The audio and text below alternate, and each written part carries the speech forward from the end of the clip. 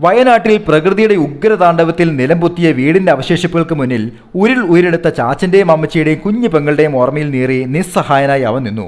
വീടിന്റെ ഭാരിച്ച കോൺക്രീറ്റ് മേൽക്കൂര ഭിത്തി തകർത്ത് താഴേക്ക് അമർന്നുകൊണ്ടിരുന്നു.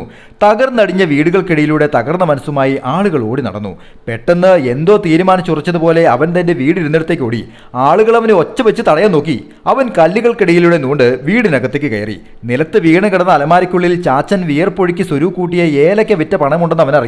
അമ്മച്ചിയുടെ കമ്മലും മാലയും ഉണ്ടെന്ന് അവനറിയാം. ചിതറിക്കിടന്ന വീട്ടുസാധനങ്ങൾക്കിടയിൽ അവന്റെ പ്രിയപ്പെട്ട കളിപ്പാട്ടങ്ങളുണ്ടെന്നും അവനറിയാം. പക്ഷെ അവൻ തേടിയത് ഒന്ന് മാത്രമായിരുന്നു, അവന്റെ സ്കൂൾ ബാഗ്. പുറത്തുനിന്ന് ആളുകളുടെ ആരവം ഉയർന്നപ്പോൾ അവൻ ബാഗുമായി പുറത്തേക്ക് ചാടിയതും അവന് പിന്നിൽ ആ വീട് പൂർണ്ണമായും തകർന്നടിഞ്ഞു. ഒരു മാധ്യമപ്രവർത്തകൻ ഓടി വന്ന് അവനോട് ചോദിച്ചു, പേടി തോന്നിയില്ലേ മോനെ? അവൻ ഉറച്ച ശബ്ദത്തോടെ പറഞ്ഞു, പേടിച്ചിരുന്നാൽ പഠിക്കുന്നത് എങ്ങനെയാ ചേട്ടാ? അവൻ പഠിക്കട്ടെ. പഠിച്ച് അവൻ ആഗ്രഹിച്ചതുപോലെ വലിയ ഡോക്ടർ ആവട്ടെ. Happy drawing, Saneesh Divakaran.